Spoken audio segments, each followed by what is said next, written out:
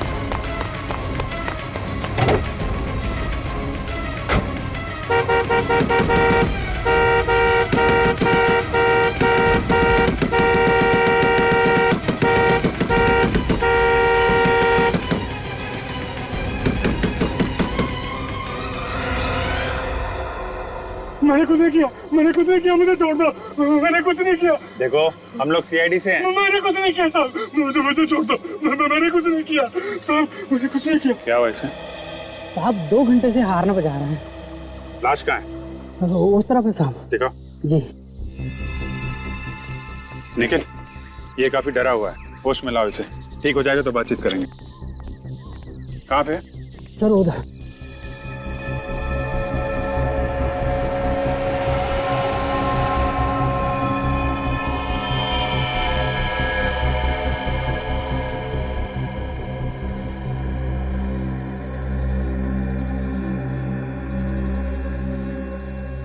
Sir, इसके शरीर पे कोई घाव नजर नहीं आ रहा। शायद कोई अंदरूनी चोट होगी। ये गला चेक करो, गला घोटने का निशान है। सर, इससे गले पे तो कोई निशान नहीं है, लेकिन इसका शरीर पीला पड़ गया। इसे लग रहा है जैसे बॉडी से सारा खून निकल गया।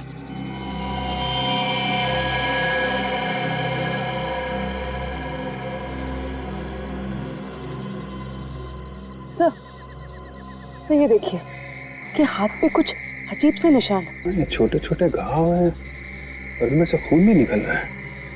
ना चेक करो, और कुछ मिलता है? सर, आसपास पूरा एरिया देखो ठीक से।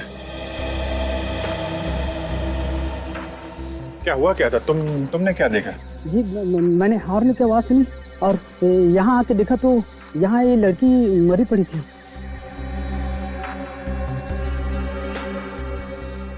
लड़की की चीख नहीं सुनी तुमने? नहीं साहब। हॉर्न की आवाज सुनी और लड़की की चीख नहीं सुनी। लड़की कहीं और मरी है क्या?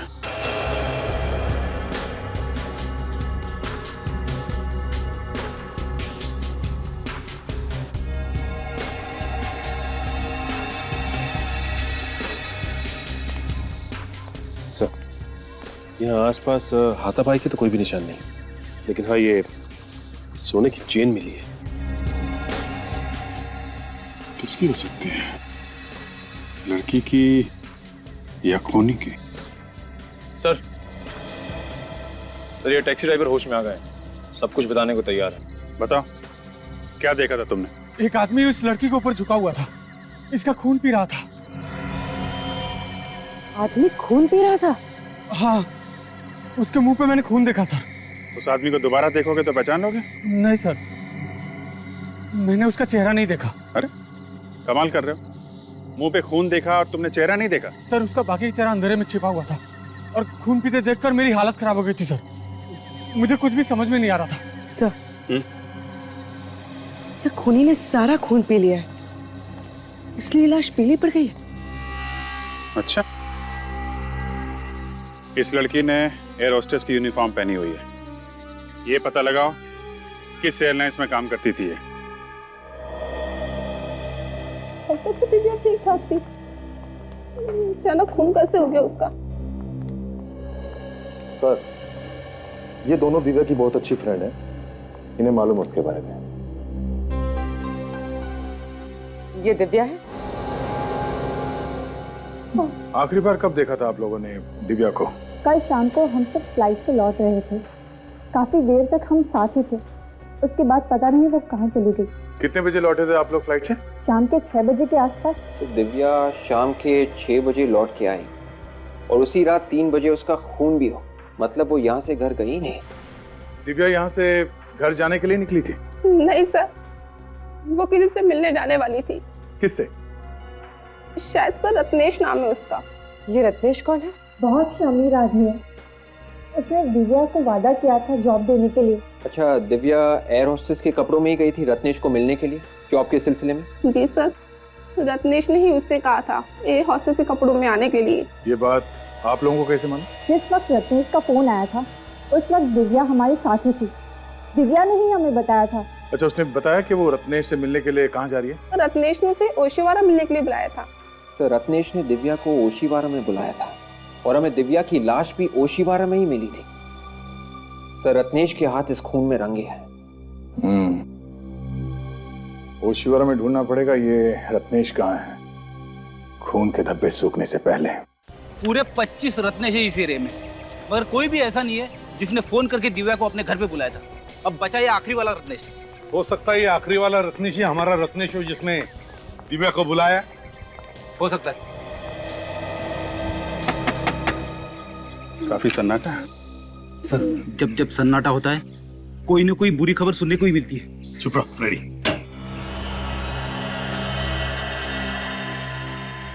बोलिए साहब, किससे मिलना है? आप रत्नेश हैं? जी, मैं रत्नेश नहीं हूँ। तो फिर रत्नेश कहाँ है? लेकिन आप लोग कौन हैं? CID। CID? आप कौन है? जी, मैं शेखर हूँ, रत्नेश जी का केयर टेकर। तो फिर बुलाओ रत्नेश को। रत्नेश तो घर में नहीं है साहब।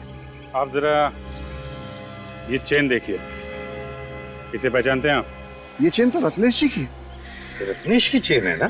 तो बुलाओ रत्नेश को। लेकिन रत्नेश जी घर में नहीं है। तो गया कहाँ? पता नहीं साहब। किस बात के केयर टेकर हो तुम? हैं? तुम्हें पता नहीं रत्नेश गया कहाँ, कब आएगा? चलो हटो, घर की तलाशी लेंगे। अब जी बैठ जाओ, अच्छी तरह से देखो। शेखर जी। जी। वैसे रत्नेश काम क्या करता है? काम क्या करते हैं ये तो नहीं मालूम, लेकिन राज परिवार से उनका रिश्ता है। राज परिवार? जी। अच्छा, यही रत्नेश है क्या? जी।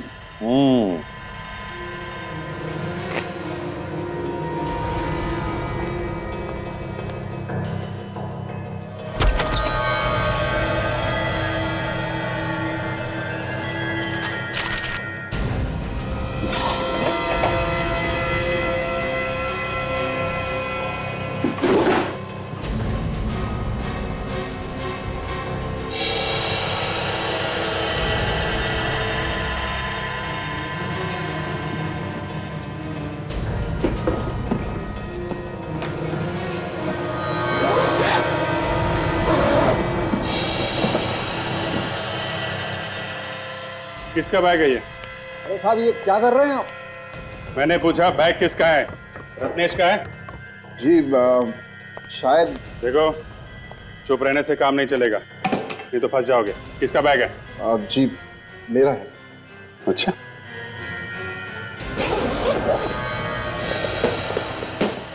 भागने की तैयारी में थे साहब।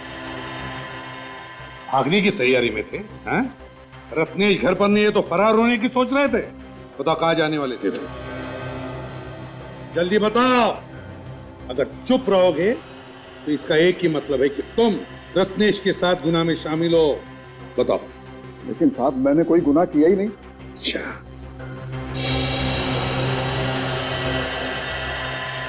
गुनाह किया ही नहीं, हैं? तो फिर ये क्या है? 50,000 रुपए, पासबुक, चेकबुक। अरे ये तो रत्नेश की पासबुक है।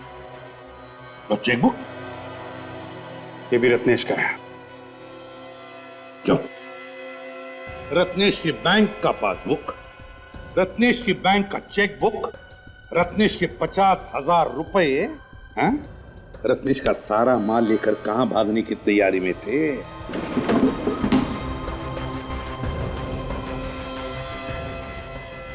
फ्रिज के अंदर कपड़े? सर इसमें तो खून लगा हुआ है। हाँ सर, बेडशीट और शर्ट मिली है, दोनों फ्रीज में छुपा के रखे हुए थे और इन पे खून लगा हुआ है। किसके कपड़े ये? किसके कपड़े? जी मुझे नहीं मालूम। केयर टेकर साहब कैसे आदमी है, कुछ समझ में नहीं आ रहा है। मालिक का पैसा लेके भाग रहे थे, घर में खून से सने कपड़े हैं और इनको कुछ पता नहीं है। किसकी शर्ट है? रत्नेश की शर्ट है। किसकी शर्ट है ये? किसके कपड़े हैं? दिव्या का खून हुआ यहां पर। अच्छा, बहुत बड़ा शौक लगा है। तुम्हारा मुंह तो हम ब्यूरो में खोलेंगे। जब ये लाश आप लोगों को मिली, इस लड़की का मुंह ऊपर की तरफ था या नीचे की तरफ था? सारा रिपोर्ट देना पड़ेगा। अब पूछेगा एसीपी कहां पे खड़ा था। मैं कुछ पूछ रहा हूं आप लोगों से, इस लड़की का मुंह ऊपर की तरफ था या नीचे की तरफ था? सचिन बताओ। सर लड़की का मुंह तो ऊपर की तरफ, मगर आप ये इस लड़की की लाश को अच्छी तरह से देखो, समझो और फिर बोलो। वैसे सालुंके साहब, लाश के बादशाह तो आप हैं। अब लाश के बारे में तो आप ही समझते हैं अच्छी तरह से। बस हो गया, हाँ? बादशाह कह दिया और अपने हाथ झाड़ लिए। एनीवे, ये तो आप जानते हैं कि शरीर में जब आदमी की मौत होती है सबसे ज्यादा खून नीचे की तरफ आ जाता है, पृथ्वी की ग्रेविटी की वजह से। शरीर का जो हिस्सा जमीन को छूता है, सारा का सारा खून वहां आकर के जमा हो जाता है। लेकिन इस केस में ऐसा नहीं है। क्या मतलब? मैं बताता हूं। ये देखो बॉस, अगर ये हिस्सा जमीन को छू रहा था तो फिर ये हिस्सा काला क्यों नहीं हुआ? क्यों काला नहीं पड़ा सर? खून की वजह से। ये हिस्सा इसलिए काला नहीं हुआ कि इसके शरीर में खून था ही नहीं, एक कतरा खून भी नहीं था। क्या बोल रहा है सर? उनके शरीर में खून था ही नहीं? ना, बिल्कुल नहीं। टैक्सी वाला शंभू भी बता रहा था कि उसने रत्नेश को खून चूसते हुए देखा है। हाँ? और एक बात। क्या? बॉस, इस लड़की की बॉडी पर मुझे सुइयों के निशान मिले। ये देखो, ऐसा लगता है बॉस इस लड़की का खून निकाला गया है। मरने के बाद खून कैसे निकल सकता है? जब इसका खून निकाला गया, ये लड़की जिंदा थी। क्या? हाँ, मतलब रत्नेश ने सारा का सारा खून चूस लिया? सर रिपोर्ट से ये पता चला है कि कपड़ों पे जो खून लगा हुआ था वो इस लड़की का नहीं है। तो फिर वो खून है किसका? वो खून इस लड़की का नहीं है तो इसका मतलब है किसी और का भी खून किया है इस रत्नेश ने। सचिन, जरा इसके मुंह का ताला खोलो।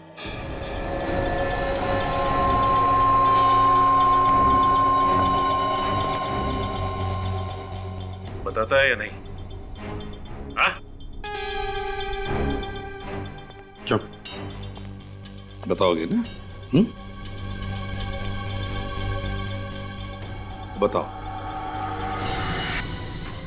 इस लड़की के अलावा रत्नेश ने और किस किस का खून किया है? मैं सच कह रहा हूं सर, मुझे कुछ नहीं पता।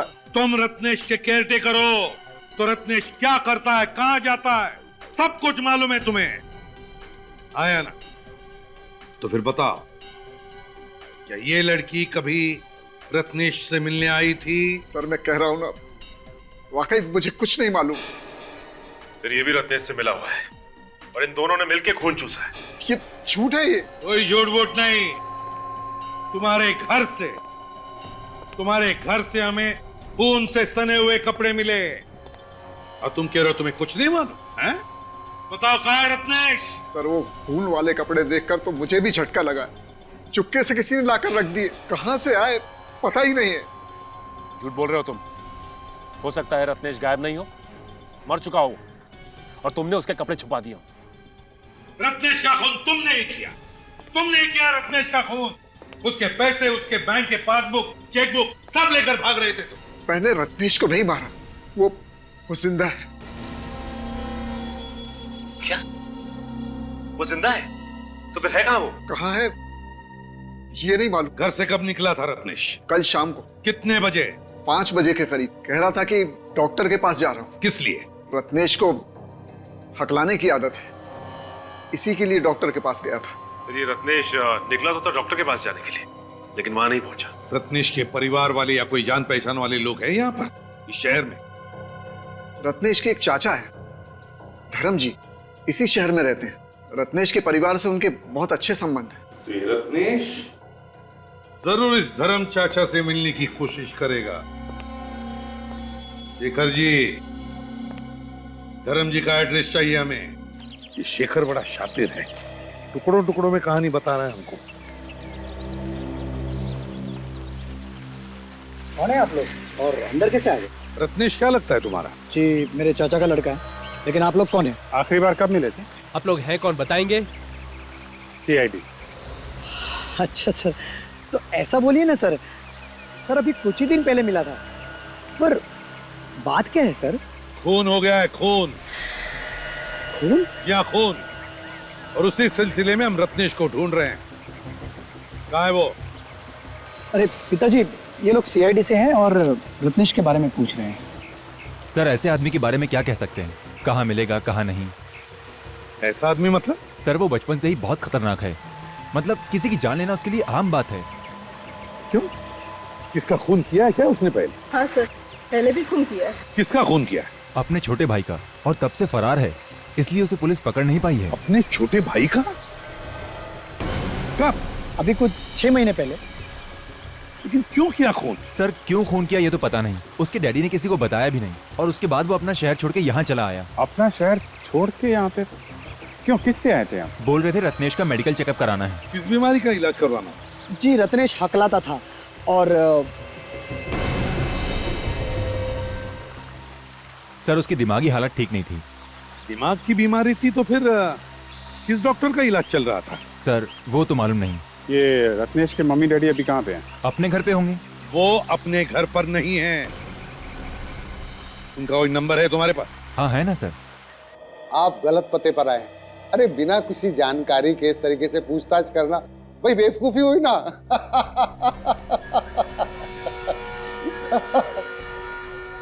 अब की बार हंसने से पहले 10 बार सोच लेना, समझा? लेकिन सर मैं किसी रत्नेश को नहीं जानता।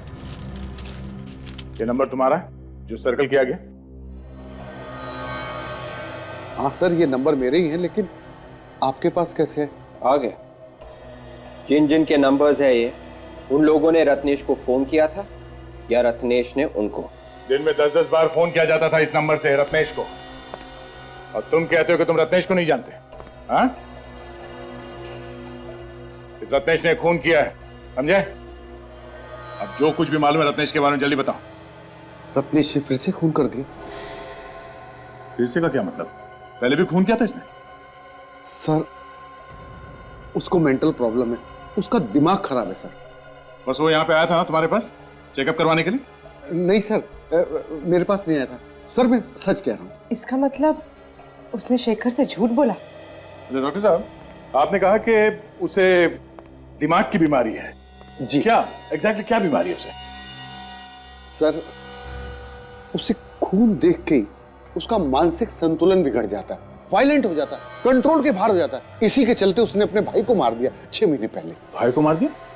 कैसे? रत्नेश और उसका भाई शिप पर गए थे और फिर किसी ने कमरे में झांक कर देखा तो उसका भाई मरा पड़ा था। और रत्नेश कहाँ था उस वक्त? भाई की लाश के पास, और उसके मुंह पर खून लगा हुआ था। लाश को देख के ऐसा लग रहा था जैसे उसमें सुइयां चुभ हुई हो और रत्नेश ने उसका खून चूसा हो। सर अजीब पागलपन है, एक आदमी दूसरे आदमी का खून पी रहा है। तो इस पागलपन को रोकना पड़ेगा।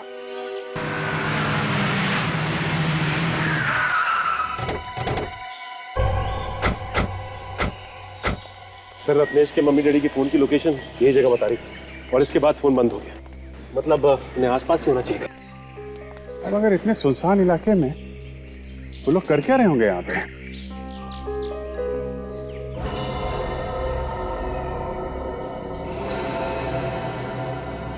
सब इतना यहाँ इकट्ठा करके रखा है एक साथ, कुछ गड़बड़ है।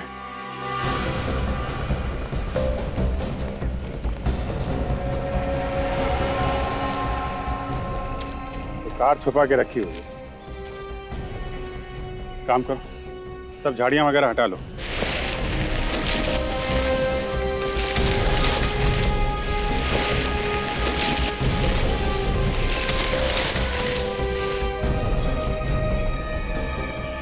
My God.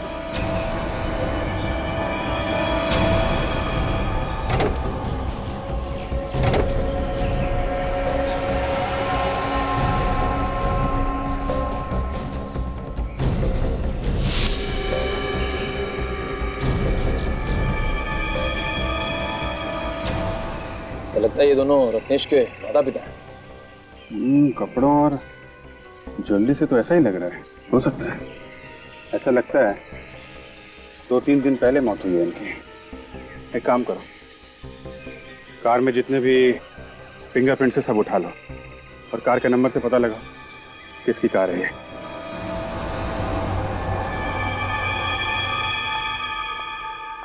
बॉस, इन दोनों के शरीर में भी वैसे ही सुइयां चुभाई गई हैं जैसे कि दिव्या के शरीर में चुभाई गई। और सर, ये बेडशीट पे और शर्ट पे जो खून लगा हुआ है वो इन लोगों का है। मतलब सर इस रत्नेश ने अपनी दिमागी बीमारी के चक्कर में अपने माँ बाप का खून कर दिया। और इन दोनों का भी वैसे ही खून चूसा गया है जैसे दिव्या का खून चूसा गया। ये तुम क्या बोल रहा है सालुंखी? क्या बोल रहे हो तुम? क्या बोल रहा हूँ मैं? भाई मुझे डेड बॉडी जो बता रही है वही बोल रहा हूँ मैं। सचिन ने कहा कि रत्नेश ने अपने माँ बाप का खून किया। अब तुम कह रहे हो कि रत्नेश ने अपने माँ बाप का खून चूस लिया? हाँ यार, सुनकर घिन आती है। ये कैसे हो सकता है? अरे नहीं यार सालुंखी, कोई अपने माँ बाप का खून चूस सकता है? अपने माँ बाप का? देखो बॉस, तुम मुझसे ज्यादा एक्सपीरियंस्ड हो, तुम्हें मालूम है कई बार खूनी के दिमाग में कैसे कैसे फितूर होते हैं, कैसे कैसे कीड़े कुल बुलाते हैं उनके दिमाग में, मालूम है तुम्हें ना? फिर भी सालुंखी ऐसे नहीं हो सकता, नहीं हो सकता ऐसे। एक काम करो, इस शेखर को फिर से ब्यूरो लेकर आओ, गर्दन पकड़ते उसकी, पता चलेगा ये रत्नेश है कहां पर। सर, ये क्या हो सकता है? ये तो चेक करना पड़ेगा, चेक करने से ही पता चलेगा क्या है। सर मैंने तो आज तक नहीं सुना कि कोई आदमी अपने माँ बाप का खून चूस ले। सचिन, अगर इंसान की दिमागी हालत ठीक नहीं हो तो वो कुछ भी कर सकता है। उसे अच्छे बुरे की पहचान ही नहीं रहती। सर, ये रहा शेखर। शेखर बाबू, रत्नेश के माता पिता के बारे में तुम जानते थे ना? जानते थे या नहीं? जी सर। तो फिर पहले क्यों नहीं बताया? सर मैं इतना डर गया था कि मैंने आप लोगों को क्या बताया क्या नहीं बताया मुझे याद नहीं है सर। उसने अपने माँ बाप का खून कर दिया है, समझे? माँ बाप का खून कर दिया? हाँ, माँ बाप का खून कर दिया। रब जाके कहीं छुप के बैठा और उसकी कोई ना कोई तो मदद कर रहा है। और तुम जानते हो कौन मदद कर रहा है रत्नेश की? तो बताओ, बताओ। नहीं सर, मुझे कुछ मालूम नहीं सर। अच्छा, सिल्वर रंग की रिवेरा गाड़ी OHY 3765 रत्नेश की है ना? जी सर, लेकिन वो तो उनके माँ बाप के नाम पर। तो और भी कोई गाड़ी है उसकी? नहीं सर। नहीं सर, कुछ नहीं मालूम तुम्हें। ले जाओ इसे फ्रेडी, दूसरे कमरे में ले जाओ। चलो। सचिन, अगर रत्नेश के पास सिर्फ एक ही गाड़ी थी और उस गाड़ी में उसने अपने माता पिता को मारकर उनकी बॉडी डाल ली, तो फिर वो किसी दूसरी गाड़ी से भागा होगा ना, किसी टैक्सी वैक्सी से।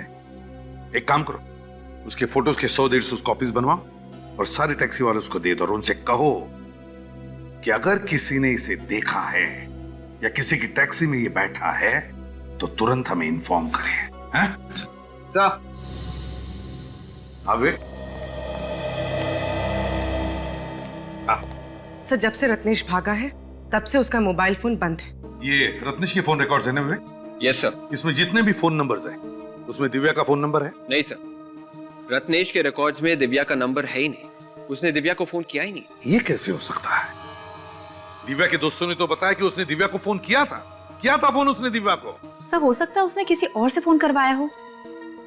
सचिन काम करो, दिव्या के फोन रिकॉर्ड चेक करो, देखो उस दिन शाम को कहां से फोन आए थे दिव्या को। सर उस दिन शाम को दिव्या को 12 लोगों ने फोन किया था, जिसमें से उसने सिर्फ 3 लोगों के फोन उठाए। 3 लोगों के? सिर्फ इन 3 लोगों के फोन उठाए दिव्या ने? तो फिर पता लगाओ ये 3 लोग है कौन। 12827 नंबर तुम्हारा है? हाँ मेरा ही है, पर तुम कौन हो? CID से। घबराओ नहीं, बस इतना बताओ कि दिव्या को जानती हो? हाँ सर जानती हूँ, मालकिन है मेरी। अच्छा, कल शाम को तुमने दिव्या को 6 बजे फोन किया था क्या? फोन तो रोज ही करना पड़ता है उन्हें। क्यों? ये पूछने के लिए कि शाम को घर आ रही है कि नहीं, खाना बनाना पड़ता है मुझे। ठीक है, आप जा सकती हैं। अरे सुनो भाई साहब। हाँ सर, फोन किया था मैंने दिव्या जी को। क्यों, क्या काम? सर मेरा काम इंश्योरेंस का है, मैं लोगों को फोन करके पॉलिसी के बारे में बताता हूँ। पॉलिसी के लिए ही फोन किया था मैंने। ओह, तो तुमने मिलने के लिए फोन करके बुलाया था उसे? हाँ जी बुलाया था, पर वो मिलने आई नहीं। समीर। हाँ जी बोलिए। A127292738 आप ही का नंबर है? हाँ जी, नंबर तो मेरा ही है। क्या हुआ? तुमने कल किसी दिव्या नाम की लड़की को फोन किया था? कौन दिव्या? मैं किसी दिव्या को नहीं जानता। वैसे आप लोग कौन है? CID। CID? क्या हुआ सर? अरे तुम तो अभी से घबराने लगे। अभी तो बहुत सारे सवालों का जवाब देना है तुम्हें। चलो। सर जब मैंने कॉल किया ही नहीं है तो मैं कैसे कह दूं कि मैंने कॉल किया है? तुम्हारे मोबाइल फोन से कोई और कॉल कर सकता है? सर ये कैसे हो सकता है सर? नहीं हो सकता ना। ये सेल नंबर तुम्हारा है? जी। ये दिव्या के फोन की कॉल लिस्ट है। इसका मतलब है दिव्या को कॉल तुमने किया था। सर ये कैसे हो गया सर? मैंने तो कॉल किया ही नहीं। देखो समीर, जब तक तुम सच नहीं बोलोगे CID से तुम्हारा पीछा नहीं छूटेगा, समझे? सर मैं सच ही बोल रहा हूँ। सर आजकल फोन हैकिंग इतनी बढ़ गई है, मैंने तो यहाँ तक सुना है कि कोई भी किसी के फोन के अंदर घुस सकता है, कॉल कर सकता है, मैसेज कर सकता है। सुना तो हमने भी, और इसके बारे में हम लोग बाद में देखेंगे। पहले ये बताओ कि तुमने अपना मोबाइल फोन किसी और को दिया था? नहीं सर। सोच के बताओ, याद करो, खून का मामला है ये। खून?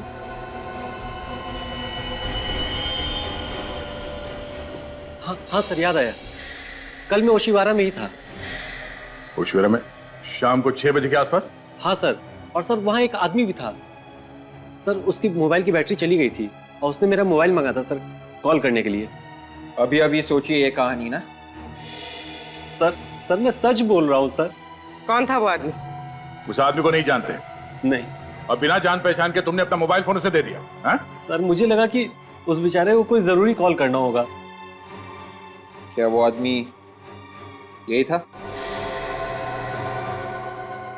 कुछ कह नहीं सकता सर, शाम का वक्त था और अंधेरा हो चुका था, मैं ठीक से देख नहीं पाया। कुछ तो याद होगा उसके बारे में।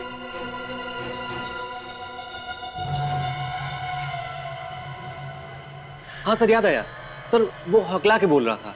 वो आदमी हकलाता था? हाँ सर वो हकला के बोल रहा था। तुम्हें पूरा यकीन? ठीक है समय, उस आदमी के बारे में कुछ और पता चले तो हमें बता देना। जी।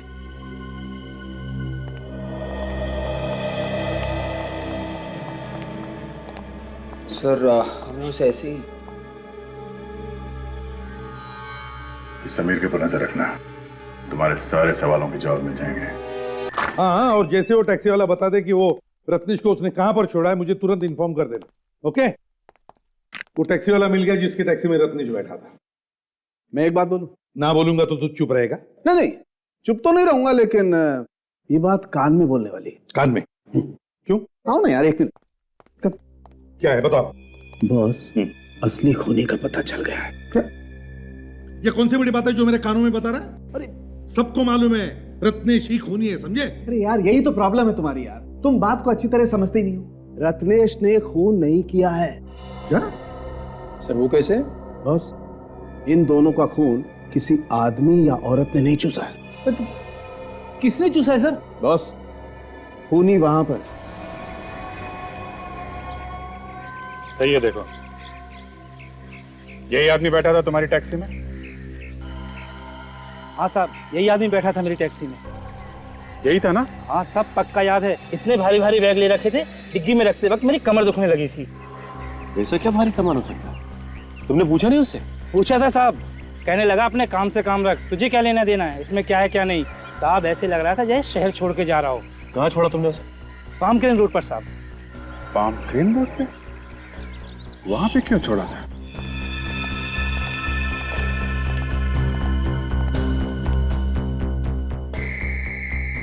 ये देखो, लीचेस से किए गए ये खून? बिल्कुल, इन लीचेस से खून हुआ है बॉस। यार सारुंखे, एक जोंक इतना सारा खून कैसे चूस सकती है जिससे कोई मर जाए? बॉस, एक जोंक तो इतना खून नहीं चूस सकती है, लेकिन 400 जोंक तो इतना खून चूस सकती है कि इंसान मर जाए। 400 जोंक? यार सारुंखे, जोंक लगने पर वो अपने आप को बचाने की कोशिश तो करेगा ना? लाशों को देख करके ऐसा लगता नहीं है कि इन्होंने अपने आप को बचाने की कोशिश की होगी। तो तुम्हारे कहने का मतलब है कि इन्हें पहले बेहोश किया गया होगा, हाँ, और फिर जोंक लगाई? बिल्कुल। बड़ी अजीब बात है ना सारुंखे, कि एक आदमी जिसे दिमाग की बीमारी है, क्या वो इतनी सारी प्लानिंग कर सकता है? नहीं सर, नहीं कर सकता। ये किसी और की चाल है, किसी और की चाल। रत्नेश को फंसाया जा रहा है। सर इस पाम क्रेन रोड के आसपास तो कोई रेलवे स्टेशन भी नहीं है और ना ही कोई बस स्टॉप, और तो और एयरपोर्ट भी बहुत दूर है वहां से। अच्छा, तुम्हारी टैक्सी में बैठते वक्त या उतरते वक्त कुछ बात कर रहा था क्या? कहीं जाने का बात कर रहा था? साहब कुछ कहा भी होगा तो याद नहीं, 5 दिन हो गए इस बात को। एक मिनट, क्या कहा तुमने? साहब मैंने क्या कहा? नहीं, कितने दिन पुरानी बात है? 5 दिन पुरानी, दोपहर का वक्त था जब मैंने उसे वहां छोड़ा था। ये कैसे हो सकता है? 5 दिन पहले? शेखर ने हमसे कहा था कि रत्नेश 3 दिन पहले घर छोड़ के गया था, वो भी शाम को। मतलब जिस रात दिव्या का खून हुआ उस दिन रत्नेश शाम को नहीं बल्कि दोपहर को निकला था। हाँ, जिस रात खून हुआ रत्नेश कहीं और था, तो फिर रत्नेश खून कैसे कर सकता है? सिर्फ शेखर झूठ बोल रहा है। बिल्कुल झूठ बोल रहा है, कुछ छुपा रहा है हम लोगों से। जरा पता करो ये शेखर इस वक्त है कहां पे।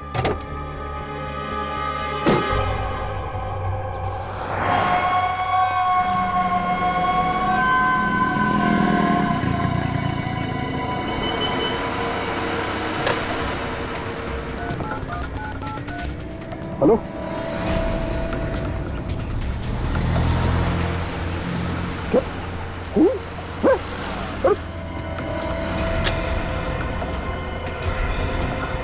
ओ भाई साहब, पैसा तो दो।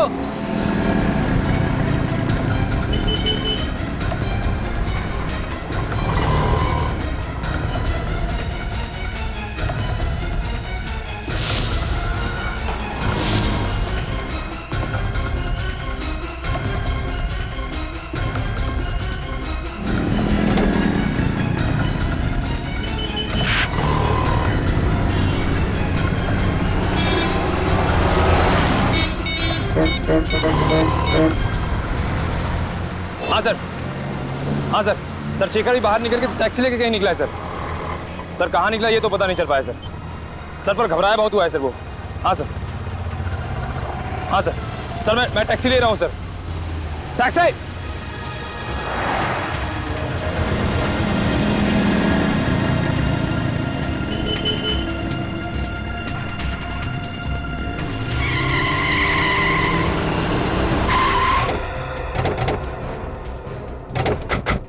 अभी अभी उधर से एक आदमी भागते हुआ आया, तुमने देखा है उसे? नहीं सर, नहीं देखा। अरे क्या बात कर रहे हो? 5-5.5 फीट का आदमी था और तुमने देखा ही नहीं उसे? सॉरी सर, हमने नहीं देखा। कहाँ है शेखर? सर शेखर अंदर भागते हुआ आया, पर ये लोग कह रहे हैं उसे देखा ही नहीं। देखा नहीं? ये कैसे हो सकता है? एक आदमी अंदर भागते हुए आया और तुम लोग किसी ने भी नहीं देखा? सर मैं अभी अभी ड्यूटी पर आया हूँ सर, मुझे नहीं मालूम। क्या आंखों पर पट्टी बांध के रखी थी क्या? देखा नहीं।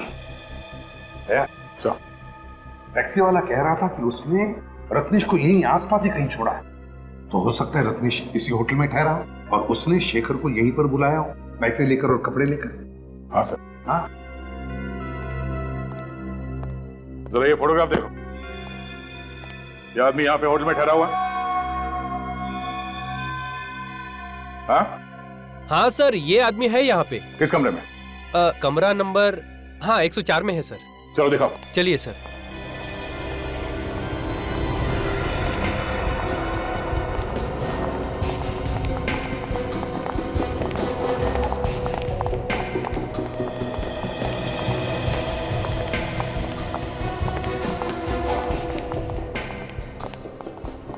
एक 104। हाँ सर, इसी कमरे में है सर।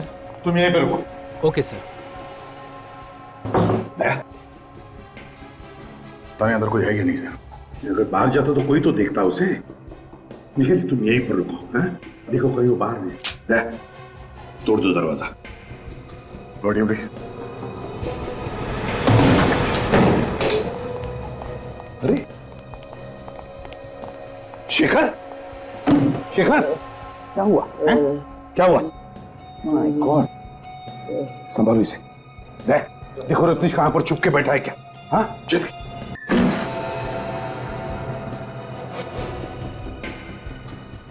बोलो बोलो, रत्नेश का है?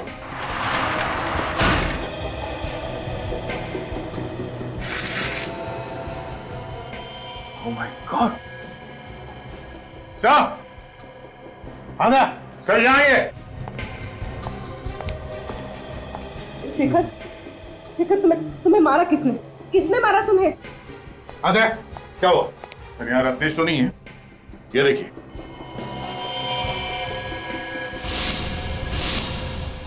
माय गॉड, इतने सारे जोक लीचेस, अरे आए कहां से?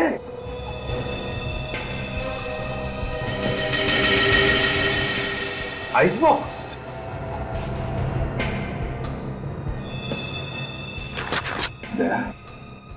समझ गया खूनी कौन है। कौन है सर? चेहरा देखा था उसका? नहीं नहीं, उसने मास्क पहना हुआ था, उसकी जान खतरे में है। निखिल, शेखर सच बोल रहा है, खूनी कोई और ही है। इसे हॉस्पिटल ले जाओ जल्दी। अगर खूनी रत्नेश को मारने के लिए यहाँ से ले गया तो रत्नेश ने हल्ला क्यों नहीं मचाया? वो चुपचाप चला क्यों गया? यार रत्नेश कहीं नहीं गया है, वो छुप कर बैठा है इसी होटल में। ढूंढते हैं उसे। यहाँ पे ऐसे कोई जगह है यहाँ पर कोई जाता नहीं? हाँ सर, वहाँ पे एक बेसमेंट है, वहाँ पर कोई आता जाता नहीं है सर। चलो जल्दी आइए सर।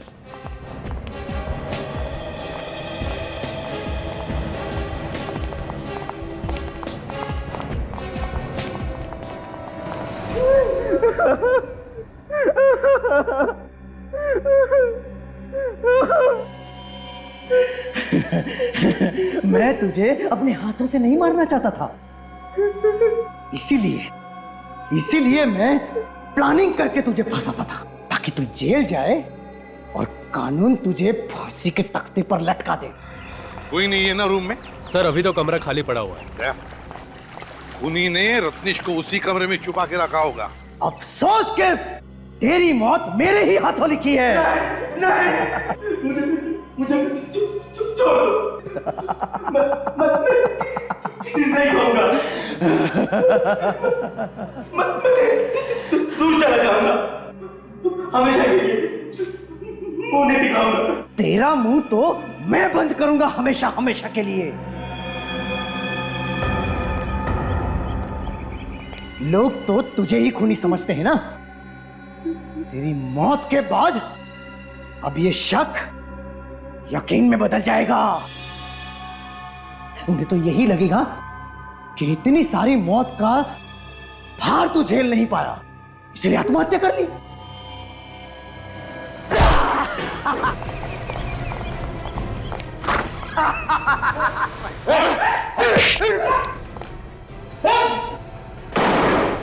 छोड़ो मुझे, मैं इस कमीने को जिंदा नहीं छोड़ूंगा। छोड़ो मुझे, जल्दी।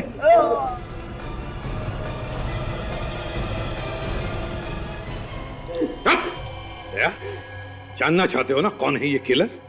मास्क उतारो और देखो।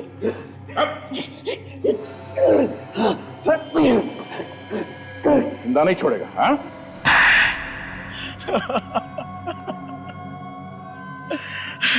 क्यों मारा तुमने इतने लोगों को? क्या बिगाड़ा था उन्होंने तुम्हारा? सर, किसी ने मेरा कुछ नहीं बिगाड़ा था, बस रत्नेश को फंसाने के लिए मैंने ये सारे खून किए। रत्नेश को क्यों फंसाना चाहते थे तुम? क्योंकि सर, रत्नेश मेरा सौतेला भाई है। मेरी माँ के मर जाने के बाद मेरे पापा ने दूसरी शादी कर ली। फिर रत्नेश और मेरे बीच में बचपन से ही झगड़े होते थे, मारामारी भी होती थी सर। इसके चलते पापा ने मुझे अपने आप से अलग कर दिया और मेरे चाचा के पास मुझे भेज दिया। चाचा को कोई औलाद नहीं थी, इसलिए चाचा ने मुझे गोद ले लिया। इसी की वजह से मुझे अपने पापा का प्यार कभी नहीं मिला। इसीलिए मैंने उसी दिन ठान लिया कि इसका बदला मैं जरूर लूंगा। इससे भी चैन से नहीं रहने दूंगा। और इसीलिए तुम रत्नेश बनकर लोगों को मारने लगे? उसकी दिमाग की हालत ठीक नहीं थी, इसलिए मैंने सोचा कि उसे आसानी से फंसाया जा सकता है। इसीलिए मैंने रत्नेश के भाई का पहले खून किया और इल्जाम रत्नेश पर लगा दिया। बेचारे मम्मी डैडी, उनको लगा कि ये खून रत्नेश ने किया है क्योंकि उसकी दिमागी हालत ठीक नहीं है, और फिर तुमने मम्मी डैडी का भी खून कर दिया, ये सोचकर कि लोगों को लगेगा कि उनका खून भी रत्नेश ने किया है, और फिर रत्नेश अकेला पड़ जाए और तुम उसे मार दो। सर, इसे मारना होता तो मैं कब का मार देता, लेकिन हर बार शेखर ने इसे बचा लिया। और वो लड़की दिव्या, उसे क्यों मारा तुमने? दिव्या को मैंने इसलिए मारा ताकि लोगों का शक पक्का हो जाए कि सारे खून रत्नेश ने ही किए। वाह, प्लानिंग तो तुमने बहुत अच्छी की थी। तुम्हारा एक एक पत्ता सही जगह पे जाकर बैठ रहा था, लेकिन तुम्हारा वो आइस बॉक्स जिसमें तुमने जोंक लाई थी, वो लीचेस, उसने फंसा दिया। रत्नेश को फांसी पर लटका के मारने की कोशिश कर रहे थे ना तुम? लेकिन अब तुम लटकोगे फांसी पर, तुम।